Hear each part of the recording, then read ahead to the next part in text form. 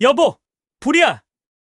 남편 민수는 무너진 목재더미를 치워내며 길을 만들려 했으나 불길은 그를 삼키듯 둘러싸고 있었다. 영상 시청 전 구독과 좋아요는 영상 제작에 큰 힘이 됩니다. 이선희의 기억 속에 가장 선명하게 각인된 날은 평범한 새벽에서 시작되었다. 눈을 뜨면 언제나처럼 남편의 숨소리가 옆에서 들려오고 부엌에서는 따뜻한 물이 끓는 소리가 날 것만 같은 하루였다. 그러나 그날은 달랐다. 겨울의 매서운 바람이 창문 틈을 비집고 들어오며 집안 가득 차가운 공기를 머금었고 짙은 새벽의 고요함은 묘하게 불안했다.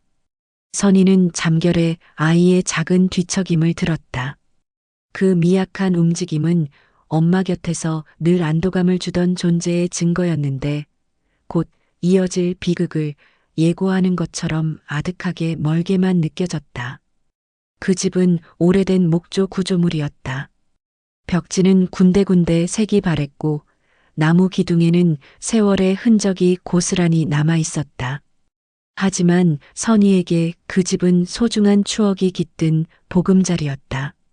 남편 최민수와 함께 쌓아온 시간, 아들의 첫걸음마와 웃음을 담아낸 장소였다.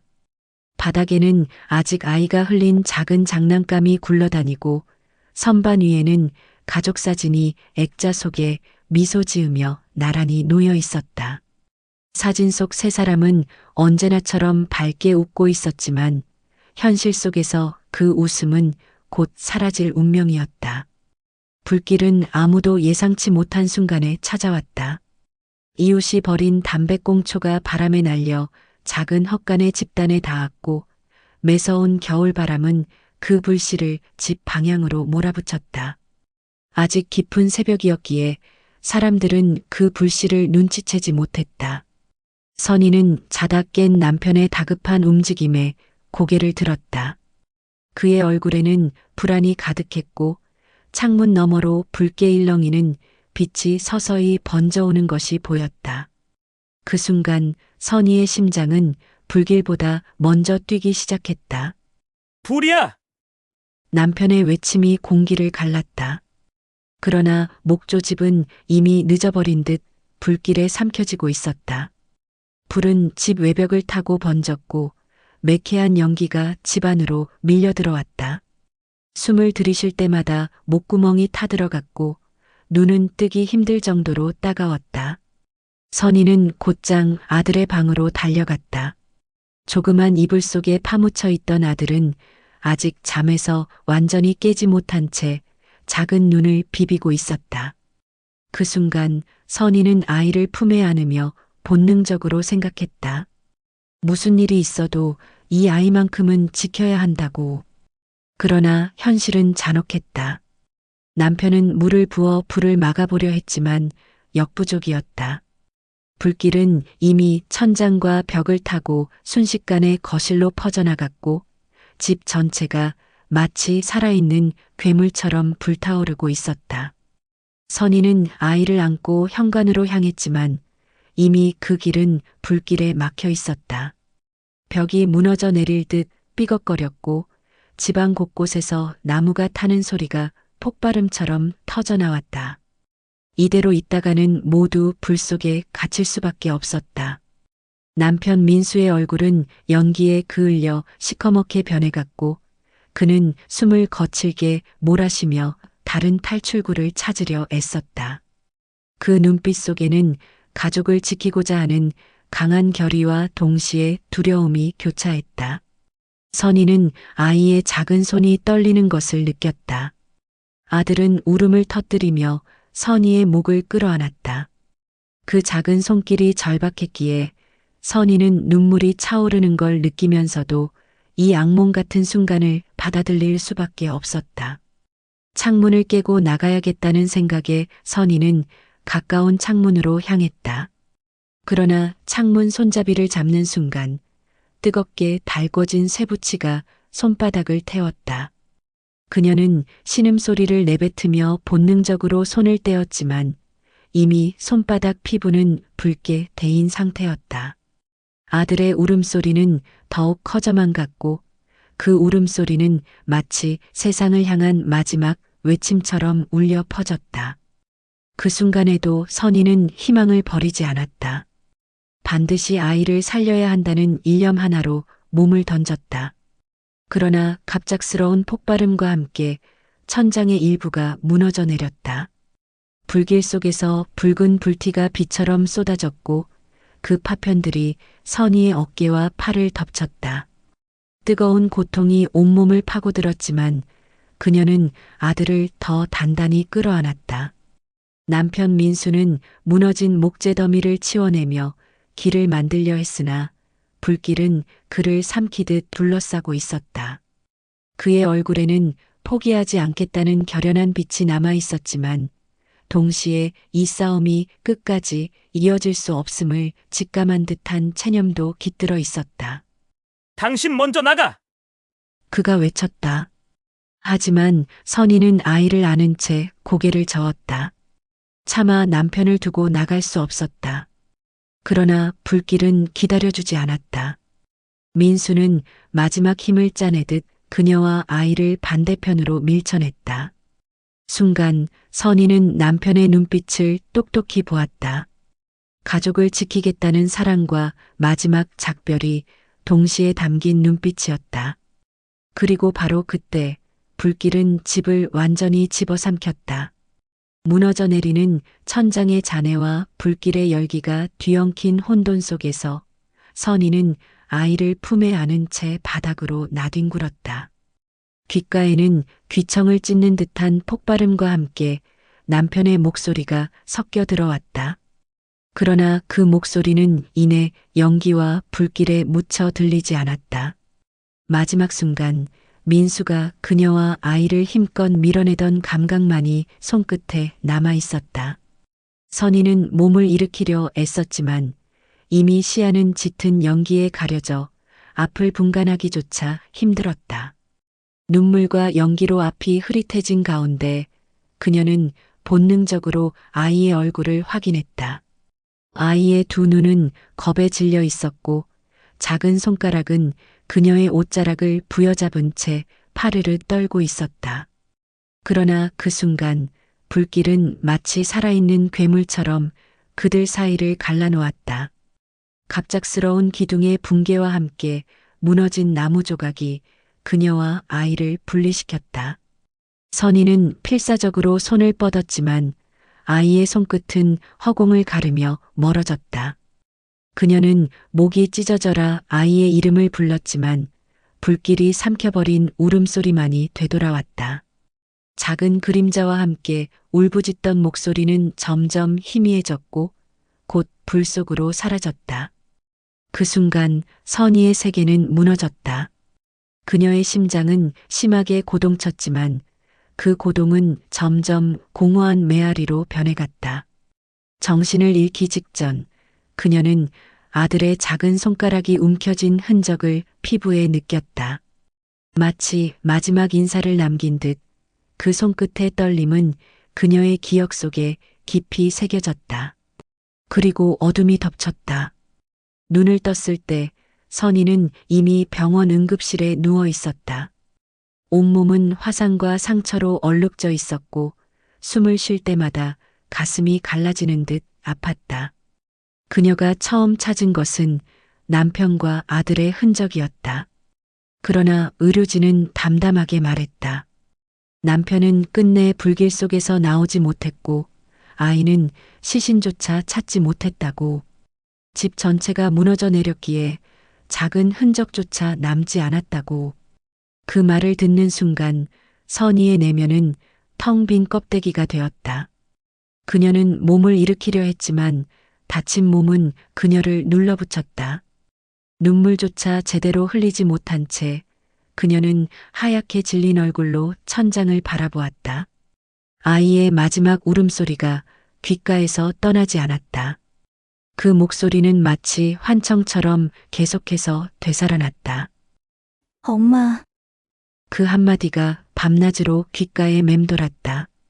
선희는 귀를 막고 몸부림쳤지만 그 목소리는 더 크게, 더 선명하게 들려왔다. 장례식은 조용히 치러졌다. 남편의 관이 내려가는 순간 그녀는 다리에 힘이 풀려 그대로 주저앉았다. 친척들이 부축했지만 그녀는 땅을 치며 통곡했다. 그러나 아들의 자리는 비어 있었다. 작은 관조차 없는 장례식은 그녀에게 현실을 인정하라는 냉혹한 통보였다. 아이도 함께 죽었다. 라는 말은 주위 사람들의 입에서 반복되었지만 선희는 끝내 받아들일 수 없었다. 불길 속에서 마지막으로 본 아들의 그림자는 분명 살아남았을지도 모른다는 희망을 심어주었기 때문이다. 그 후 그녀의 삶은 어둠 속에 갇혔다. 낡은 책방을 열어 생계를 이어갔지만 하루하루는 살아있다는 감각조차 희미했다.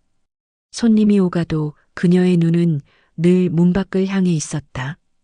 혹시나 아들이 돌아올지도 모른다는 미련 때문이었다. 그러나 문은 늘 낯선 이들만 열고 닫혔고 그녀의 아들은 돌아오지 않았다. 밤이면 악몽이 덮쳤다. 불길에 휩싸여 사라져가는 아들의 모습, 그 작은 손을 붙잡지 못한 순간이 끝없이 반복되었다.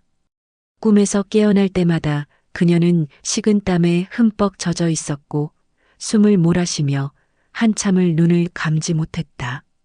벽에 걸린 가족사진 속 웃는 얼굴이 잔혹한 조롱처럼 느껴졌다.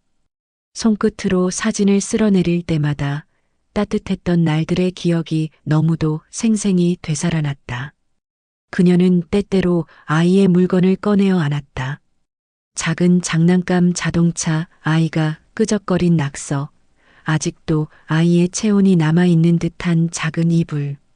그것들은 그녀를 미치도록 아프게 만들었지만 동시에 그가 존재했다는 증거이기도 했다.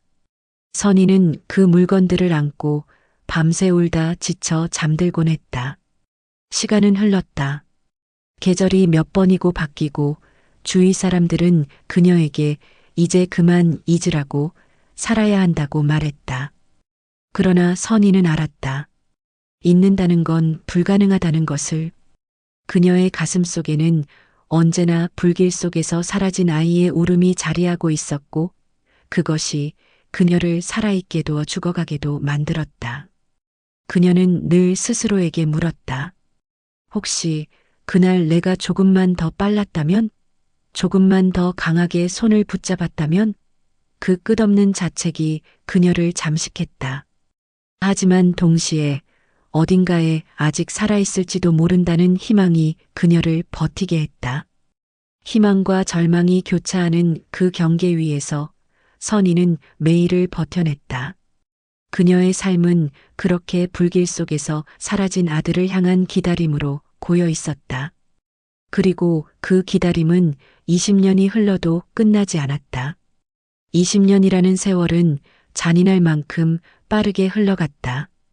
선희는 여전히 낡은 책방을 지키며 하루하루를 버텼지만 그 속은 언제나 비어 있었다. 아들을 잃은 날부터 그녀의 시간은 멈춘 듯 했지만 달력은 무심히 장수를 넘겼다.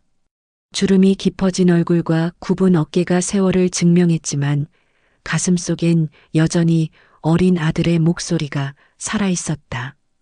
그리고 그렇게 또 하루를 버티던 그녀는 우연히 오래 알던 지인의 부고 소식을 듣고 장례식장을 찾았다. 그곳에서 선희는 상상조차 못했던 운명의 재회를 맞이하게 된다. 낮의 햇살은 장례식장의 유리문을 통해 희미하게 스며들고 있었다. 외관은 도심의 병원 건물을 닮아 차갑고 무미건조했으나 안으로 들어서면 공기는 묘하게 무겁고 눅눅했다. 은은한 조명은 불필요한 그림자를 최소화하고 있었지만 그조차도 사람들의 얼굴에 내려앉은 먹먹함을 가리지는 못했다. 하얀 국화가 정갈하게 꽂힌 근조 화환들이 복도 양쪽으로 줄지어 서 있었고 향냄새와 약간의 소독약 냄새가 뒤섞여 공기를 채우고 있었다. 이선희는 두 손을 꼭 모은 채 천천히 발걸음을 옮겼다. 오래된 가방끈은 손가락 마디마다 깊게 자국을 남겼다. 발걸음 하나하나가 마치 낯선 공간 속을 걷는 것처럼 무거웠다. 장례식장은 수십 년간 수없이 드나들었던 곳이지만 오늘따라 이곳은 다른 세상처럼 느껴졌다. 낮의 햇살이 얇은 커튼을 통과해 복도 바닥의 사선으로 그려낸 빗줄기 위를 지날 때마다 그녀의 그림자는 길게 늘어나며 마치 과거의 흔적을 붙잡으려는 손처럼 떨렸다. 조문객들은 검은 양복과 정장 차림으로 묵묵히 줄을 서 있었고 때때로 들려오는 흐느낌과 종교인의 기도 소리만이 정적을 깼다. 그러나 선희의 귀에는 그 모든 소리가 희미하게만 들렸다. 오직 심장 박동이 북소리처럼 울리며 귀 안을 메웠다. 마치 지금 이 순간 무언가 돌이킬 수 없는 일이 일어나리라는 예고처럼. 그녀의 시선이 어느 순간 멈췄다. 멀리서 한 무리의 조문객 사이에서 키 큰 청년이 고개를 숙이며 들어오는 모습이 눈에 들어왔다. 깔끔하게 맞춘 검은 양복, 단정한 검은 넥타이, 그리고 바른 자세. 그는 젊지만 사람들의 시선을 모으는 무게감이 있었다. 그의 옆에 서 있던 이들은 은근히 그에게 길을 터주었고 몇몇은 속삭이며 그의 이름을 불렀다. 선희는 처음에는 그냥 또 다른 조문객이라 여겼다. 그러나 그는 고개를 들어 절을 하며 두 손을 모으는 순간 그녀의 심장이 순간적으로 멎는 듯했다. 눈앞에 낯설고도 너무 익숙한 얼굴이 있었다. 20년 전 불길 속에서 사라진 아들, 도윤의 얼굴이 그 안에 겹쳐 보였다. 그녀는 숨조차 잊은 듯 눈을 크게 떴다. 젊은 남자의 얼굴선은 더 또렷하고 단단해져 있었지만 눈가의 선, 입술이 오므려지는 습관, 그리고 무엇보다 고개를 숙일 때 보이는 미묘한 표정이 너무 닮아 있었다. 닮았다라는 단순한 말로는 설명할 수 없었다. 그것은 기억의 심연에 각인된 그녀만이 알아볼 수 있는 흔적이었다. 그러나 결정적인 것은 그가 분향을 위해 두 손을 모으며 절을 하는 순간 드러났다. 오른손 엄지손가락에 선명하게 찍힌 두 개의 점. 선희는 눈을 크게 뜨고 떨리는 손으로 가슴을 움켜쥐었다. 세상에 그 흔적을 가진 사람은 단 한 명뿐이었다.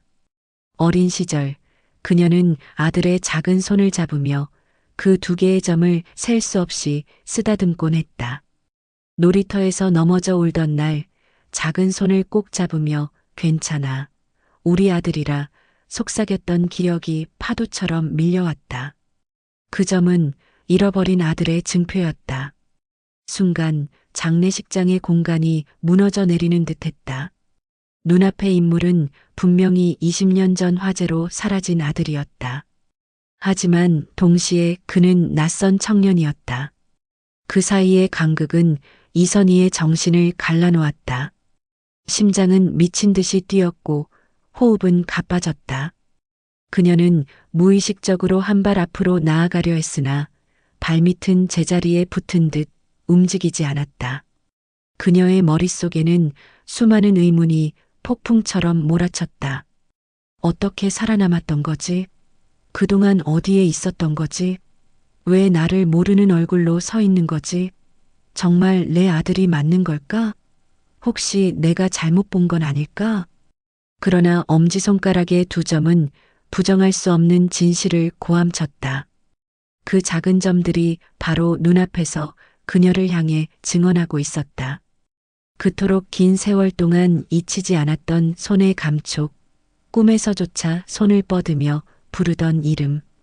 그녀의 눈동자 속에서 흐릿하게 겹쳐지는 어린 아들의 얼굴과 지금 청년의 얼굴은 마침내 하나로 포개졌다. 장례식장의 무겁고 정제된 공기는 더 이상 그녀에게 현실이 아니었다. 오직 그 한 사람만이 시야를 가득 채웠다. 시간은 느리게 흐르고 그녀의 내면에서는 과거와 현재가 격렬하게 충돌하고 있었다. 그 순간 이선희는 손끝이 저릿해지는 것을 느꼈다. 온몸의 피가 한순간에 쏟아져 나가고 다시 심장으로 몰려드는 듯 몸속에서 돌풍이 휘몰아쳤다. 눈앞의 청년 아니 그녀의 아들일지도 모르는 그 남자는 여전히 차분하게 분향을 올리고 있었다. 검은 상복에 감춰진 어깨는 당당했고 절을 마치고 고개를 숙인 모습은 어느새 완숙한 남자의 풍모를 품고 있었다. 그러나 이선희의 눈에는 그 속에서 어린 날 아들의 흔적이 겹쳐 보였다. 아직 말끝마다 어눌하게 엄마라고 부르던 작은 목소리, 자기 장난감을 숨겨놓고도 들킬까 눈웃음을 흘리던 표정, 그리고 잠에 들 때마다 손가락 끝으로 그녀의 손바닥을 만지던 버릇이 오롯이 되살아났다. 하지만 지금 그의 눈은 차갑게 가라앉아 있었다.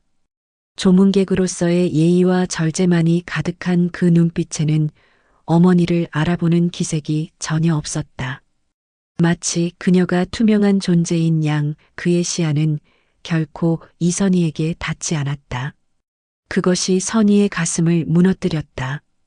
그토록 기다려왔던 순간, 그토록 원하던 재회가 이렇게 잔혹하게 이루어지다니. 눈앞에 아들이 있는데 아들은 자신을 모른다. 그녀는 무너져 내릴 듯 비틀거렸다. 뒤에서 조문객 하나가 팔꿈치를 스치고 지나갔지만 그녀는 아무런 반응조차 하지 못했다. 단지 눈을 크게 뜨고 한순간이라도 그 모습을 놓칠까 두려워 눈동자를 고정시켰다. 마치 눈꺼풀조차 내리면 그가 사라져버릴 것만 같았다. 조문객들 사이에서 웅성거림이 흘러나왔다. 저 사람 JS바이오텍 대표라잖아. 신문에서 본 적 있어. 젊은데 대단하다. 귓가에 스치는 말들이 점점 선명하게 들려왔다. 그녀는 이름을 다시금 확인했다. 장도윤. 사람들은 그렇게 불렀다. 그러나 그녀의 기억 속 아들의 이름은 최도윤이었다. 단 한 글자도 틀림없이 같았다. 선희의 손끝이 다시 떨렸다. 도윤아 입술 사이로 속삭임이 흘러나왔지만 목소리는 공기 속에서 흩어져 버렸다. 아무도 듣지 못했고 당사자인 그는 더더욱 들을 리 없었다. 그녀는 몇 걸음 다가가려 했으나 발밑에 힘이 들어가지 않았다. 두 무릎은 낡은 나무 의자처럼 삐걱이며 흔들렸다. 그녀의 시야는 점점 좁아졌다. 사람들의 얼굴도 장례식장의 풍경도 더 이상 보이지 않았다. 오직 도윤의 얼굴만이 또렷하게 남아 있었다. 그 얼굴은 때로는 어린 시절 아들과 겹쳤고 때로는 낯선 남자의 얼굴로 바뀌며 그녀의 정신을 흔들었다. 심장은 고막을 찢을 듯 두드렸고 호흡은 갈라진 악기 소리처럼 끊어졌다 이어졌다. 그때 문득 그녀의 시선이 그의 손으로 떨어졌다. 분향을 마치고 고개를 숙이며 양손을 모으는 순간 오른쪽 엄지손가락이 분명히 보였다. 두 개의 점. 잊을 수 없는 그 증표가 거기 있었다. 선희는 그대로 눈물이 터져 나왔다. 그 작은 점들이 나는 내 아들이다라고 속삭이는 듯했다. 그녀는 속으로 절규했다. 맞아. 틀림없어. 내 아들이야. 내 도윤이가 살아 있었던 거야. 하지만 동시에 또 다른 절망이 밀려왔다. 왜 나를 모르는 거지? 왜 이렇게 낯설게 서 있는 거지? 그동안 무슨 일이 있었던 거지? 그녀는 서서히 뒤로 물러섰다. 다가가 손을 붙잡고 싶었으나 무언가 보이지 않는 벽이 그녀를 막았다. 만약 지금 달려가 내 아들이다라고 외친다면 사람들은 어떻게 반응할까? 모두가 그녀를 미친 여자로 취급하지 않겠는가? 그 청년도 모른 채 할 것이 분명했다. 이 순간 그녀는 자신의 감정을 꾹 누를 수밖에 없었다. 장례식장의 낮은 조명은 여전히 무심하게 공간을 덮고 있었고 조문객들은 끊임없이 오가며 각자의 슬픔을 나누고 있었다. 그러나 이선희에게 이곳은 더 이상 단순한 장례식장이 아니었다. 이것은 잃어버린 과거가 현실로 스며드는 문턱이었고 운명이 잔혹하게 준비해 놓은 재회의 무대였다. 그녀는 흐르는 눈물을 닦지 않은 채 그 자리에 서서 무력하게 아들을 바라보았다. 그날 낮 그녀의 내면은 두 갈래로 갈라졌다. 하나는 살아 있었다는 희망이었고 다른 하나는 더 이상 나를 모른다는 절망이었다. 이 두 가지 감정이 서로 부딪히며 그녀의 가슴속을 산산조각 냈다. 시간이 흘러도 기억될 순간 그것이 바로 이낮의 장례식장에서 시작된 운명의 재회였다. 장례식장의 자동문이 뒤에서 닫히는 순간 이선희는 자신이 더 이상 숨을 쉴 수 없다는 사실을 깨달았다. 차가운 바람이 얼굴을 스쳤지만 그것조차도 심장의 불길을 식히지 못했다. 눈앞에서 보고도 믿을 수 없는 진실아들이 살아있다는 사실이 혹은 그것이 단지 착각일지도 모른다는 공포가 한꺼번에 그녀의 가슴을 짓눌렀다. 주차장에는 낮의 햇살이 유리창을 부딪히며 번쩍였다. 차들이 오가며 경적 소리가 울려 퍼졌고 장례식장 입구를 드나드는 조문객들의 발걸음이 이어졌다. 그러나 선희의 귀에는 어떤 소리도 제대로 들어오지 않았다.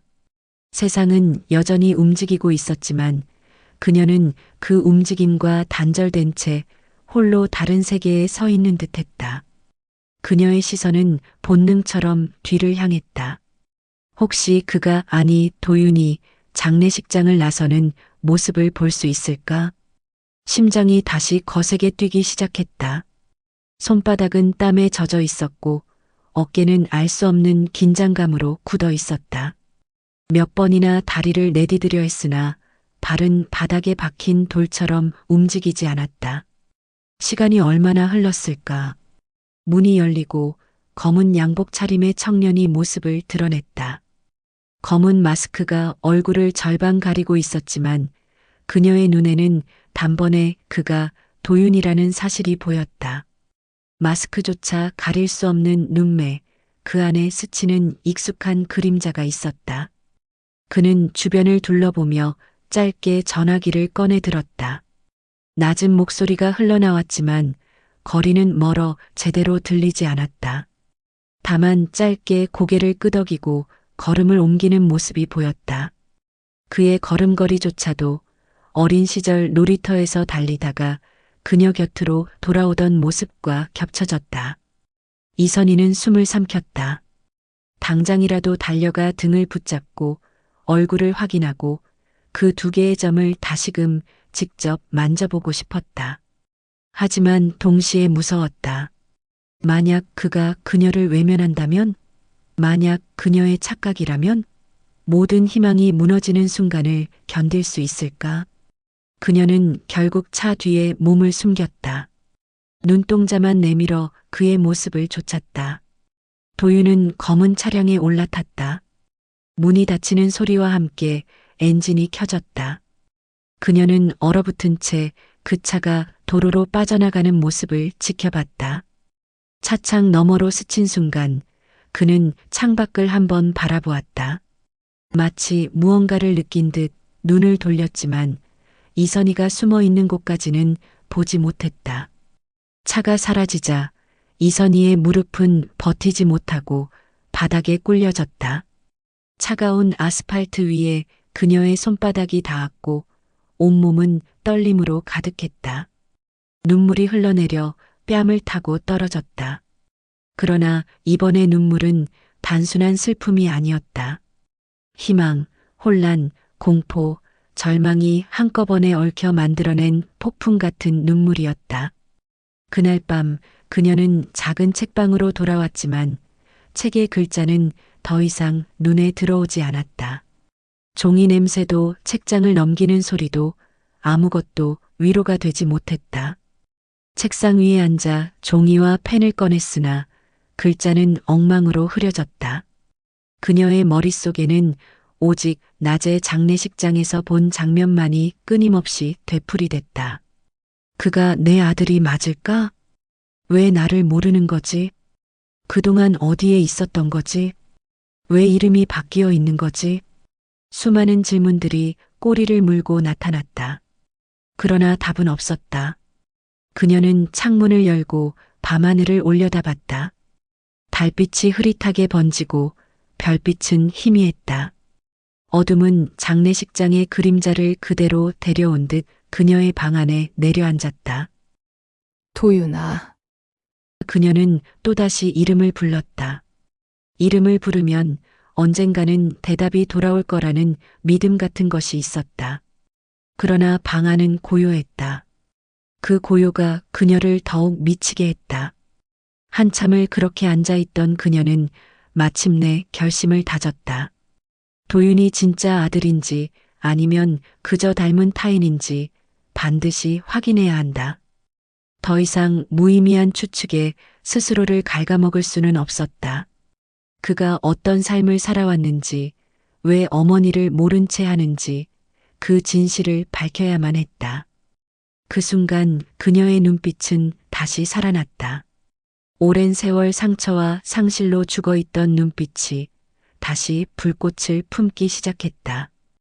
그것은 단순히 잃어버린 아들을 찾고 싶은 모성의 불꽃이 아니었다. 진실을 밝혀내겠다는, 그리고 그 과정에서 잃어버린 삶의 의미를 되찾겠다는 결연한 의지였다. 창문 밖 어둠은 여전히 짙었지만 그녀의 가슴 속에서는 희미한 빛이 움트고 있었다. 그것은 새로운 여정의 시작을 알리는 불씨였다. 운명은 잔혹했으나 동시에 그녀에게 두 번째 기회를 내밀고 있었다. 며칠 전 선희는 오랫동안 알고 지내던 노 교수에게서 뜻밖의 부탁을 받았다. JS 바이오텍 신제품 발표회에 초청을 받았지만 건강 문제로 직접 참석하기 어려우니 자신을 대신해 다녀와 달라는 것이었다. 선희는 과거 교수의 연구 자료를 정리해 주거나 희귀 문헌을 구해주며 곁에서 도운 적이 있었기에 교수는 그녀를 신뢰하고 있었다. 초청장을 건네받은 순간 선희는 그것이 단순한 부탁이 아니라 운명이 마련한 통로처럼 느껴졌다. 차갑게 빛나는 카드 한 장은 그녀를 아들의 진실에 한 걸음 더 다가가게 하는 열쇠가 되었다. 이선희는 다시 한번 심호흡을 했다. 손에 쥔 오래된 사진 한 장이 땀에 젖어 있었다. 사진 속에는 짧은 반바지를 입은 꼬마가 해맑게 웃고 있었고 오른쪽 엄지손가락 마디 위에는 작은 점 2개가 선명했다. 그녀가 결코 잊을 수 없는 아들의 흔적이었다. 선희는 그 사진이 오늘 자신을 지탱해줄 유일한 무기이자 방패라는 것을 알고 있었다. 도윤이 이끄는 JS 바이오텍 본사 건물은 차갑게 빛나는 거대한 유리벽으로 둘러싸여 있었다.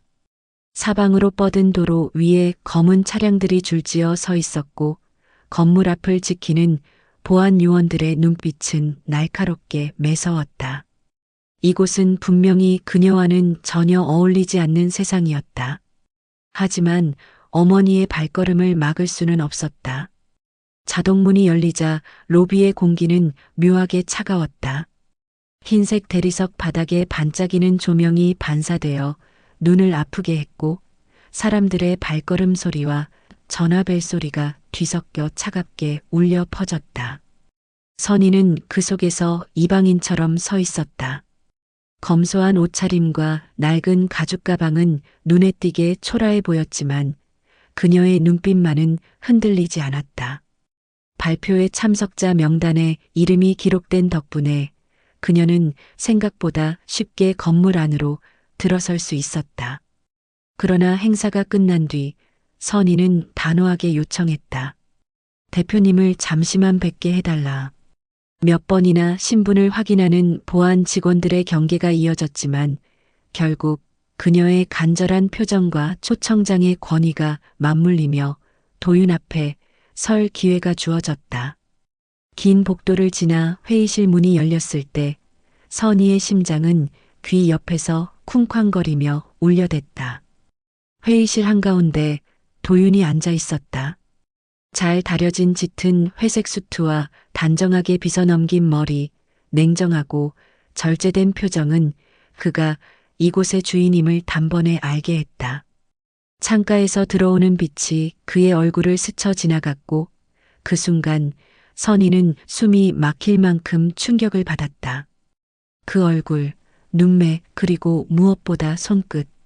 무심히 펜을 굴리던 그의 오른손 엄지 위에 두 개의 점이 정확히 자리 잡고 있었다.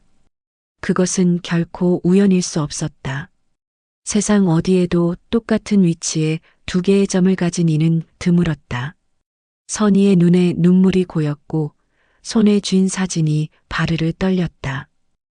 당신, 그녀의 목소리는 거의 속삭임에 가까웠다.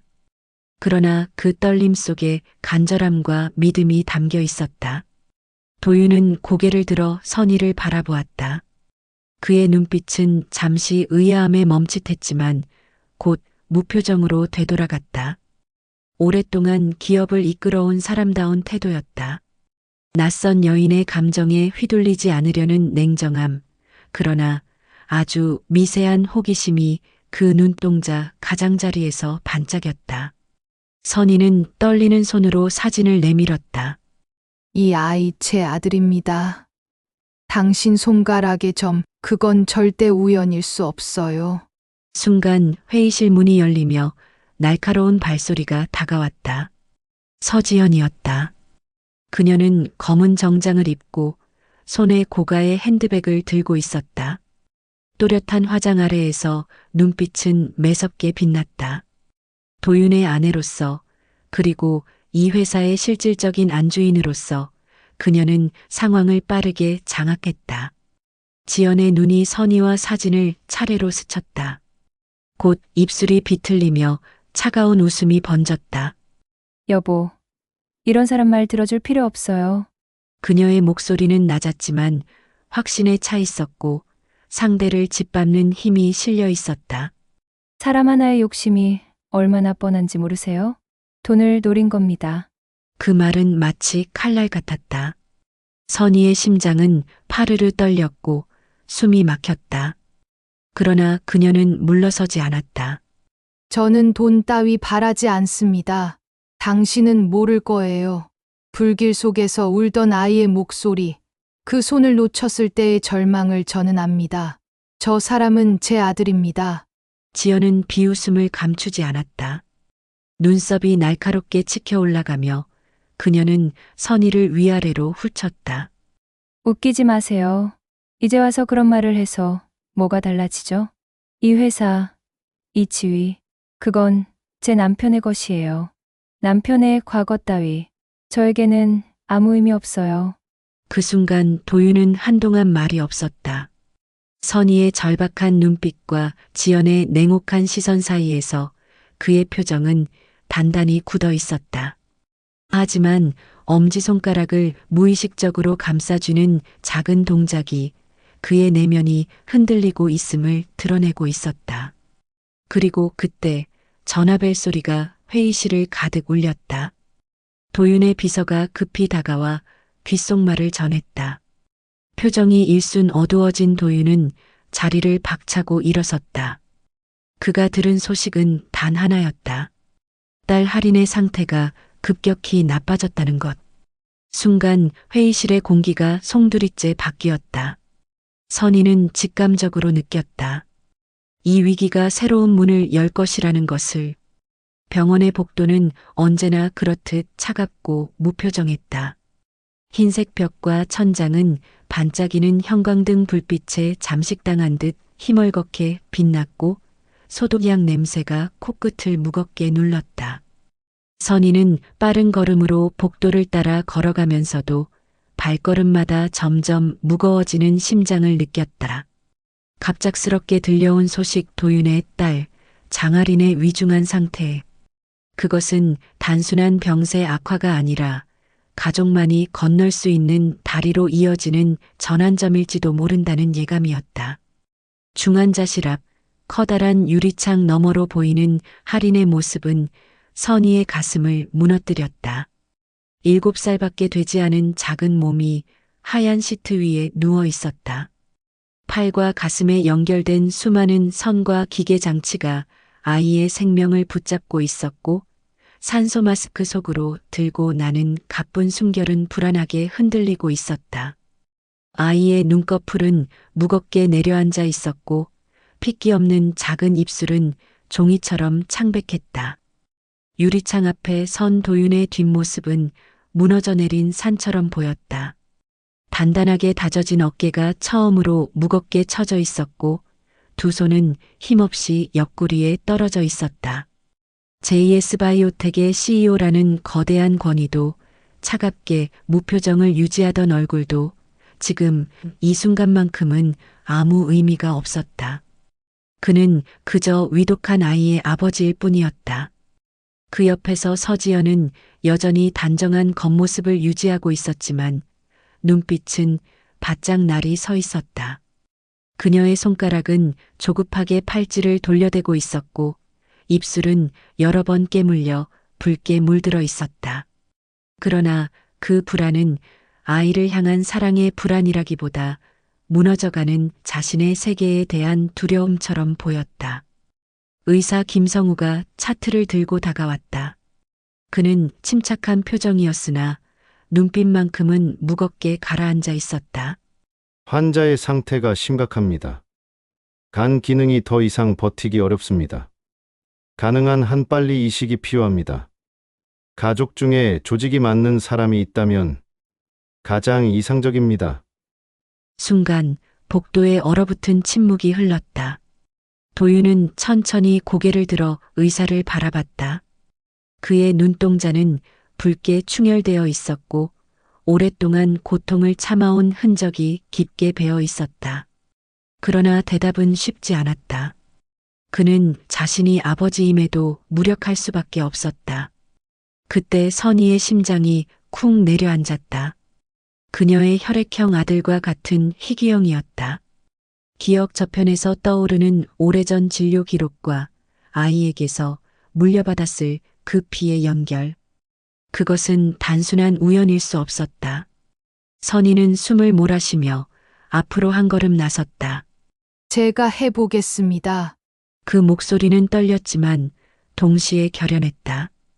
병원 복도에 서 있던 모든 시선이 일제히 그녀를 향했다. 도윤의 눈빛은 경악과 혼란이 뒤섞였고 서지연의 얼굴은 순간적으로 굳어졌다. 얇게 담은 입술이 경멸스러운 곡선을 그리며 그녀는 속삭이듯 내뱉었다. 또 시작이군요. 기회를 틈타 가족이라 우기려는 거죠. 그러나 선희는 흔들리지 않았다. 그녀의 눈동자는 아이에게만 향해 있었다. 유리창 너머 작은 손이 미약하게 움찔거리는 것을 보며 어머니의 본능이 결정을 대신했다. 아무나 나서서 할 수 있는 게 아닙니다. 의학적인 절차가 필요해요. 김성우 교수의 목소리는 단호했지만 선희는 물러서지 않았다. 오히려 더 가까이 다가가 의사의 눈을 똑바로 마주했다. 검사해 주세요. 제 몸이 도움이 될 수 있는지 확인해 주세요. 그녀의 목소리는 떨렸지만 그 안에는 기어코 꺾이지 않는 단단함이 있었다. 오랜 세월 버려진 슬픔과 그리움이 한순간에 폭발하며 만들어낸 결심이었다. 이때 도윤이 처음으로 입술을 열었다. 낮게 그러나 단호하게. 왜 그렇게까지 하십니까? 제 아이에게 목숨까지 걸 이유가 뭐죠? 그의 눈빛은 흔들렸지만 여전히 의심으로 얼룩져 있었다. 그는 지연의 말처럼 선의의 결심 뒤에 또 다른 의도가 숨어 있는 것은 아닌지 경계하지 않을 수 없었다. 그럼에도 머릿속 어딘가에서는 설명할 수 없는 의문이 피어올랐다. 정말 아무런 인연도 없는 사람이 이렇게까지 할 수 있을까? 선희는 잠시 숨을 고른 뒤 차갑게 내리쬐는 복도 불빛 아래서 담담히 대답했다. 아이의 생명이 제 앞에 있는데 그걸 외면할 수는 없습니다. 이유가 필요하다면 어머니로서의 마음뿐입니다. 짧은 대답이었지만 그 울림은 크고 무거웠다. 도윤의 가슴 깊숙한 곳에 닿아 흔들어 놓았다. 김성우 교수가 조심스럽게 말을 이었다. 가능성은 있습니다. 일단 혈액형 검사를 진행해 봅시다. 검사는 바로 진행되었다. 차가운 체열실 안에서 주사 바늘이 팔에 꽂히는 순간 선희는 손등을 스스로 꽉 움켜쥐었다. 오래전 불길 속에서 잡지 못했던 아이의 손이 겹쳐 보였다. 그날 놓쳤던 손을 다시 잡는다는 심정으로 그녀는 바늘의 통증을 견뎠다. 그녀는 속으로 되뇌었다. 이 피가, 이 생명이 그 아이를 살리고 내 아들과 나의 인연을 증명해 줄 것이다. 며칠 뒤 결과가 나왔다. 조직 일치도는 놀라울 만큼 높았다. 단순한 우연이라고 치부할 수 없는 수치였다. 의사조차 고개를 끄덕이며 이 정도라면 친족 가능성을 배제하기 어렵습니다라고 말했다. 선희의 가슴은 터질 듯 뛰었다. 그녀가 그토록 기다려온 증거, 세상 누구도 부정할 수 없는 숫자가 그녀의 손에 쥐어졌다. 그러나 동시에 차가운 문장이 덧붙여졌다. 다만 환자의 심장 상태가 좋지 않습니다. 수술은 상당한 위험을 동반할 겁니다. 어머니의 목숨을 위협할 수도 있습니다. 선희의 심장에 문제가 있다는 것이었다. 단연간의 무리와 화재 이후 남겨진 흉터 같은 후유증이 심장을 약하게 만들었고 수술은 목숨을 걸어야 할 위험한 선택이었다. 의료진은 신중을 요구했지만 선희의 마음은 이미 기울어 있었다. 아들을 되찾은 기쁨보다 손녀를 살릴 수 있다는 사명이 더 크게 그녀를 압도했다. 그녀는 미소인지 울음인지 모를 표정을 지으며 고개를 끄덕였다. 괜찮습니다. 제 목숨을 걸어도 좋습니다. 아이만 살 수 있다면. 도윤의 눈동자가 크게 흔들렸다. 지금까지 철벽처럼 차갑게 자신을 가둬왔던 사내의 얼굴에서 처음으로 명확한 균열이 일어났다. 그는 무겁게 입술을 달싹였지만 끝내 말을 잇지 못했다. 단지 손끝이 미세하게 떨렸고 숨결이 거칠어졌다. 그러나 그 곁에서 지연의 분노는 불길처럼 타올랐다. 그녀는 도윤의 팔을 거칠게 잡아당기며 날카롭게 속삭였다. 저 여자의 말에 속지 마세요. 저건 다 계획된 겁니다. 당신을 흔들어 놓고 결국 회사를 노릴 거예요. 선희는 그 시선을 피하지 않았다. 차가운 병원 불빛 아래 그녀의 눈동자는 한없이 단단하게 빛났다. 나는 재산도 권력도 바라지 않아요. 그저 아이를 살리고 싶을 뿐입니다. 말은 짧았지만 그 안에 담긴 무게는 누구도 부정할 수 없었다. 도윤의 가슴 속에서 무언가 무너져 내리고 있었다. 논리로 설명할 수 없는 낯선 감정, 오래 묻혀있던 기억의 파편들이 흔들리며 올라왔다. 그리고 손가락의 두 개의 점, 어머니의 간절한 눈빛, 지금 위태로운 아이의 숨결이 삼중으로 겹쳐지며 그의 심장을 조여왔다. 그는 마침내 시선을 피하지 못했다. 선희를 똑바로 바라보며 차갑던 눈빛에 갈라진 균열을 그대로 드러냈다. 검사실 문이 닫히는 순간 복도에 남겨진 공기는 얼어붙은 듯 정적에 잠겼다. 도윤은 무거운 발걸음을 떼며 걸어 나왔다. 얼굴은 냉철한 가면을 쓰고 있었으나 두 손은 뚜렷이 떨리고 있었다. 선희는 그 떨림을 놓치지 않았다. 그것은 단순한 긴장이 아니었다. 평생 쌓아온 모든 것을 잃어버릴지 모른다는 두려움, 그리고 이미 가슴속 어딘가에서 진실을 알고 있는 사람만이 보여줄 수 있는 불안이었다. 그날 밤 도윤은 몰래 DNA 검사를 의뢰했다. 누구에게도 알리지 않은 혼자만의 싸움이었다. 그는 믿고 싶지 않았다. 혹은 믿는 순간 지금까지 쌓아온 삶이 송두리째 흔들릴 것을 두려워했다. 그러나 마음 깊은 곳에서는 이미 알고 있었다.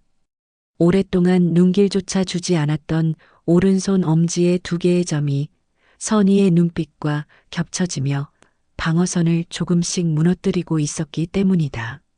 며칠 뒤 그의 책상 위에 흰 봉투 하나가 놓였다. 병원 로고가 찍힌 봉투.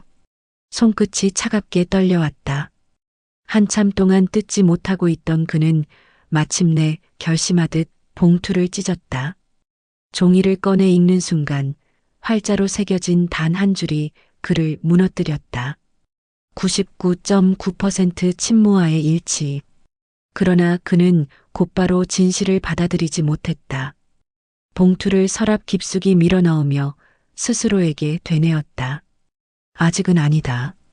이걸 믿어버리면 모든 게 무너진다. 그때 마침 할인의 치료에 필요한 추가 동의서 문제가 발생했다. 서류를 들고 집무실을 찾은 선희와 마주한 순간 도윤은 또다시 혼란의 소용돌이에 휘말려 들었다. 병원에서의 긴급수술 동의서 문제는 곧장 해결되어야 했다. 할인의 치료에 필요한 특별 승인 서류가 있었고 보호자 도윤의 최종 서명이 필요했다. 의사는 급히 집무실로 돌아간 도윤을 찾으라 했고 마침 병원에서 연락을 받은 선희가 서류를 들고 직접 그의 집무실로 향하게 되었다. 아이를 살리겠다는 단 하나의 마음이 그녀를 움직였다. 어두운 조명 아래 도윤은 서류를 받아들고도 한동안 펜을 움직이지 못했다. 책상 위에 놓인 흰 종이는 단순한 동의서가 아니라 앞으로 모든 삶을 바꿔버릴 선택지처럼 느껴졌다. 그의 얼굴은 깊은 고민으로 굳어 있었고 방 안의 공기마저 무겁게 내려앉았다. 그때 문이 열리며 서지연이 들어섰다. 그녀는 날카로운 눈빛으로 책상 앞에 앉은 도윤과 그 옆에 조용히 서 있는 선희를 차례로 훑쳤다. 순간 불안과 분노가 동시에 터져나왔다. 역시 여기 있었군요. 결국 이 여자랑 손잡고 날 내치려는 거지? 도윤은 대답 대신 깊은 숨만 내쉬었다. 그러나 지연의 시선은 이미 선희를 향해 날카롭게 꽂혀 있었다. 이 여자가 누군 줄 알아요? 당신의 인생을 망치러 나타난 사기꾼이에요. 숫자 몇 개에 속아 넘어가다니 CEO라는 사람이 어쩜 이렇게 어리석을 수가 있어요. 그녀의 손에는 봉투가 쥐어져 있었다. 그것은 바로 도윤이 비밀리에 의뢰했던 DNA 검사 결과. 지연은 이미 그의 뒤를 밟아 진실을 손에 넣고 있었다. 그녀는 봉투를 꺼내 책상 위에 내던졌다. 봐요. 당신이 확인하려던 진실. 그래. 결과는 친모일 확률이 99.9%라고 하네요. 그런데 그래서 뭐죠? 이제 와서 이 여자를 어머니라 받아들이겠다는 겁니까? 회사의 주인 자리를 위태롭게 만들고 모든 걸 뒤흔들고 싶으세요? 도윤의 손이 미세하게 떨렸다. 그는 서류를 집어들고도 쉽게 펼치지 못했다. 이미 알고 있던 답이 눈앞에 있었지만 그것을 받아들이는 순간 지금의 세계가 무너질까 두려웠다. 선희는 조용히 그를 바라보고 있었다. 단호한 외침 대신 눈물 어린 눈빛으로 긴 세월 억눌러온 말들이 마침내 입술을 타고 흘러나왔다. 도윤아, 그녀의 목소리는 부드러웠다. 마치 오랜 세월을 건너와 이제야 닿은 자장가처럼. 나는 증명하려고 온 게 아니야. 네가 내 아들이라는 걸, 내 피가 닿아 있다는 걸 굳이 말하지 않아도 돼. 다만 네가 내 진심을 조금이라도 알아줬으면 한다. 나는 단 한순간도 널 잊은 적이 없어. 내가 살아있다는 걸 믿고 그 믿음 하나로 버텨왔어. 지연의 얼굴은 조롱으로 일그러졌다. 거짓말. 그렇게 눈물로 사람을 흔들 줄 알았어. 당신은 지금도 계산하고 있잖아. 우리 가정을 망가뜨리려는 의도뿐이야. 그러나 도윤은 지연의 말에도 쉽게 시선을 돌리지 못했다. 오히려 선희의 눈빛에 오래 머물렀다. 차갑던 그의 눈동자가 흔들리며 균열이 생겼다. 왜 이렇게까지 하는 겁니까? 도윤의 목소리는 떨렸다. 만약 지연의 말처럼 아무런 인연이 없는 사람이라면 왜 할인을 위해 목숨까지 걸려 하는 겁니까? 선희는 미소인지 울음인지 모를 표정을 지었다. 그리고 천천히 고개를 저었다. 인연이 없다고 생각했니? 내가 모른 채 살아온 세월 속에서도 나는 늘 너와 함께였단다. 아이를 살리려는 건 계산이 아니라 내 심장이 시키는 일이다. 내가 내 아들이든 아니든 그건 중요하지 않아. 하지만 내 마음은 언제나 같았다. 너를 지키고 싶다는 것. 그리고 네 아이를 끝까지 지켜내고 싶다는 것. 방 안의 공기는 무겁게 가라앉았다. 도윤은 종이를 내려다보다가 마침내 떨리는 손으로 봉투를 열었다. 그리고 그 안에 적힌 단 하나의 숫자 99.9%라는 결과를 마주했다. 그 순간 그의 어깨가 무너져 내렸다. 눈동자가 흔들렸고 오랫동안 닫아두었던 감정이 거세게 밀려올랐다. 그러나 끝내 그는 한마디도 내뱉지 못한 채 깊은 혼란 속에 빠져들었다. 지연은 그 틈을 놓치지 않았다. 날카로운 목소리로 방안을 가르며 외쳤다. 이제 선택해요, 도윤 씨. 이 여자와 함께 모든 걸 버리든가, 아니면 저와 함께 회사를 지켜내든가. 그리고 선희는 담담히 그 자리를 지켰다. 아들을 밀어붙이지도 억지로 끌어당기지도 않았다. 다만 오래도록 기다려온 어머니의 눈빛으로 조용히 그가 진심을 알아주길 바랄 뿐이었다. 반대로 지연의 얼굴은 일순 창백해졌다. 그녀는 마지막 발악처럼 목소리를 높였다. 도윤 씨, 정신 차려요. 이 여자는 그만해! 도윤의 목소리가 단호하게 울렸다. 당신의 탐욕과 거짓에 더는 속지 않아! 내 가문도, 내 자리도, 내 삶도 어머니를 부정한 채 지킬 수는 없어! 지연은 그제야 완전히 무너져 내렸다. 탐욕과 욕망으로 쌓아 올린 껍데기가 벗겨지며 허망하게 바닥에 주저앉았다. 그녀의 손끝에서 봉투가 미끄러져 떨어졌고 종이는 바람에 흩날리듯 책상 아래로 내려앉았다. 도윤은 깊은 숨을 내쉬며 선희를 바라보았다. 이제 알겠어요, 어머니의 진심을. 그리고 할인을 위해서라도 반드시 당신과 함께 지켜내겠습니다.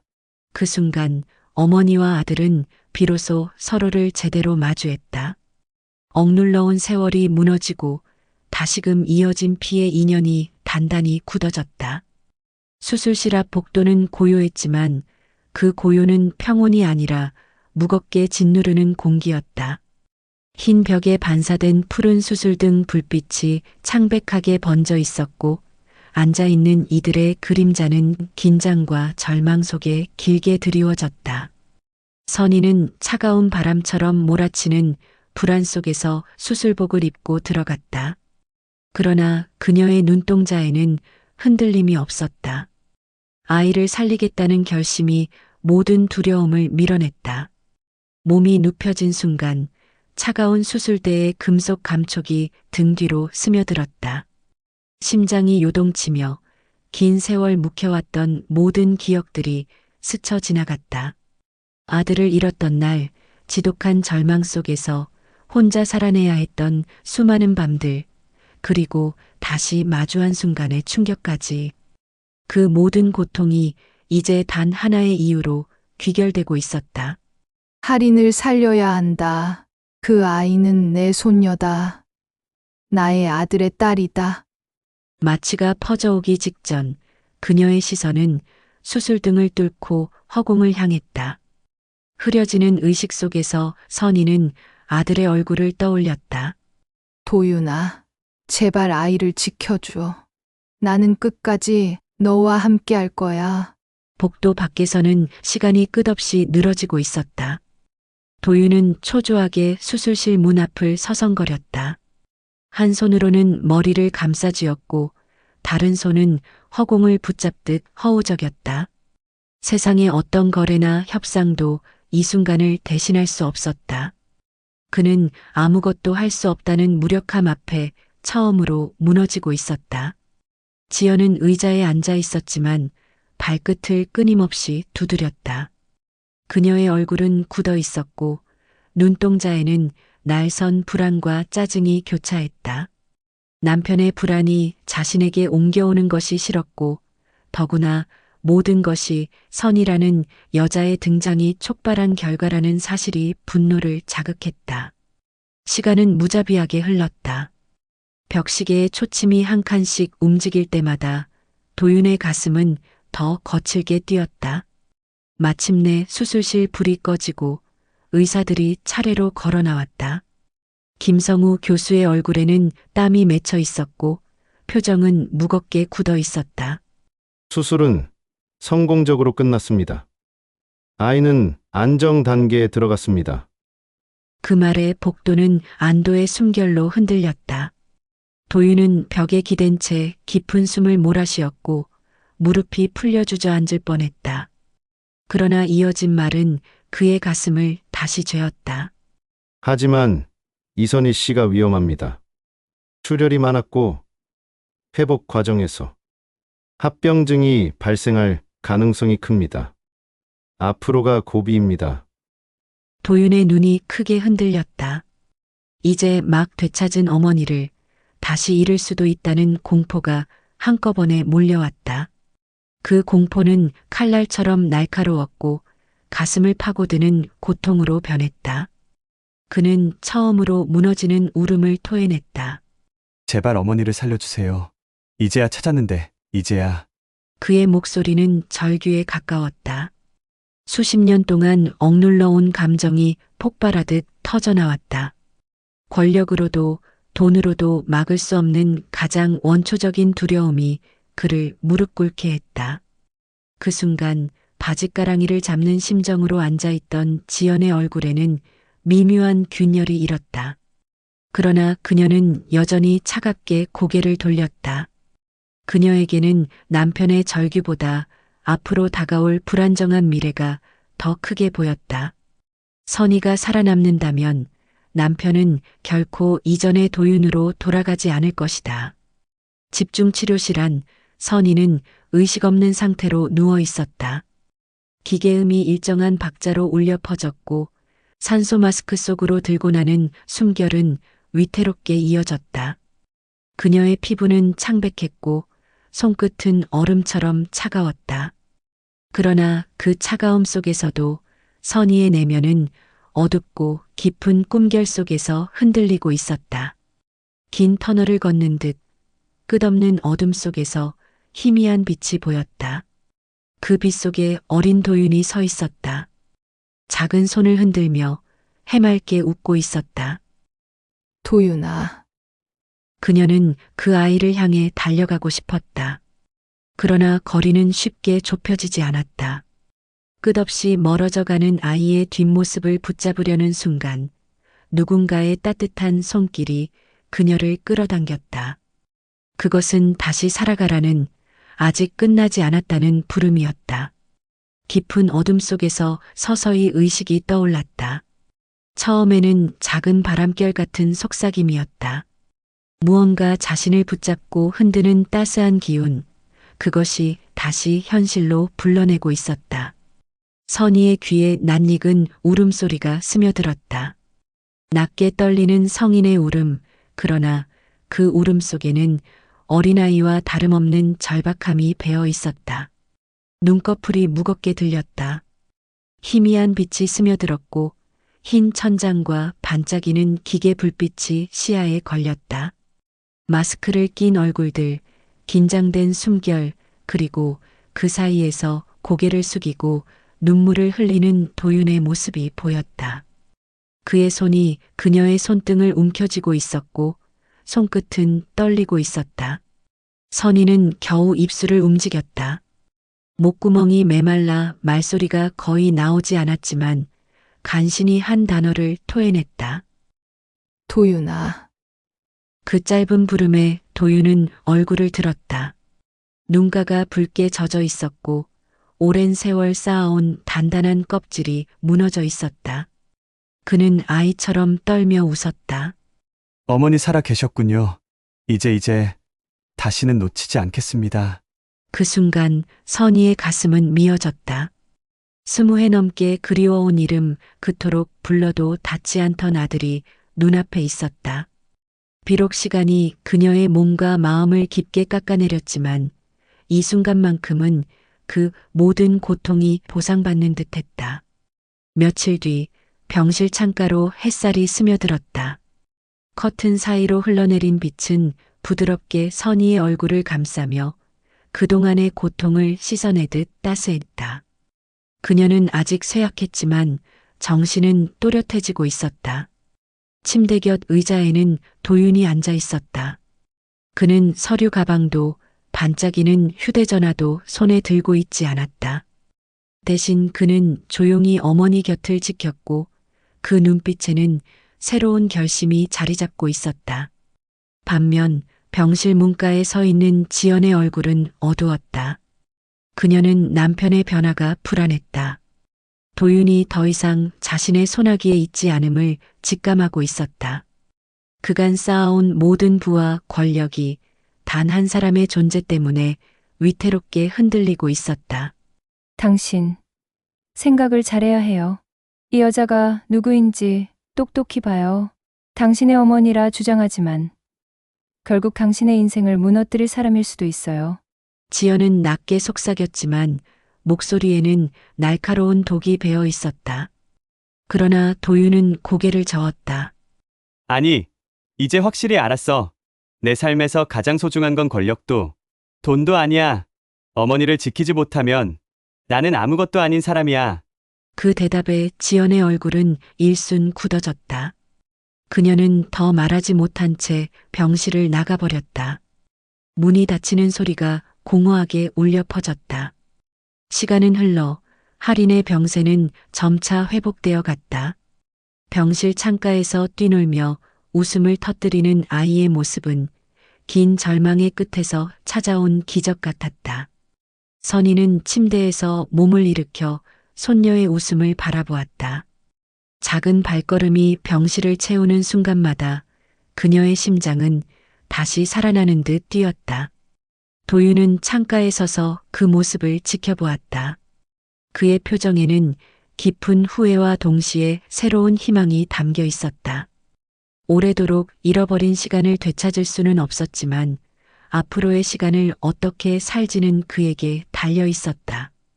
그날 저녁 병실에는 고요한 정적이 흘렀다. 할인은 잠이 들었고 도윤과 선희는 조용히 마주 앉았다. 선희는 떨리는 손을 내밀어 아들의 뺨을 쓸어내렸다. 거칠어진 피부와 단단한 근육, 그러나 그 속에서 여전히 어린 시절의 흔적이 느껴졌다. 내가 이렇게 자라줬구나. 내가 그토록 찾던 아들. 도윤아, 미안하다. 그날 불 속에서 너를 붙잡지 못했던 걸 평생 후회하며 살았다. 도윤은 눈을 감았다. 눈물이 조용히 흘러내렸다. 그는 어머니의 손을 꼭 잡으며 낮게 속삭였다. 아니에요. 이제는 괜찮아요. 어머니가 돌아왔으니까 나도 다시 아들이 될 수 있으니까. 그 순간 두 사람은 서로를 끌어안았다. 눈물은 끊임없이 흘렀지만 그것은 고통의 눈물이 아니라 잃어버린 시간을 회복하는 눈물이었다. 긴 세월의 상처가 비로소 치유되기 시작하는 순간이었다. 새벽녘 병실 창문 너머로 푸른 하늘이 열렸다. 선희는 천천히 창밖을 바라보았다. 도시의 빌딩 사이로 아침 햇살이 쏟아졌고 그 빛은 마치 새로운 시작을 알리는 듯 투명하게 번졌다. 그녀는 속으로 조용히 되뇌었다. 이제 나는 다시 어머니로 살 수 있다. 그리고 이 아이와 내 아들과 함께 새로운 길을 걸어가리라. 멀리서 병실 문이 열리고 도윤과 할인이 함께 들어왔다. 세 사람의 시선이 하나로 모였다. 긴 세월의 단절을 넘어 이제는 결코 끊어지지 않을 가족의 인연이 다시 이어지고 있었다.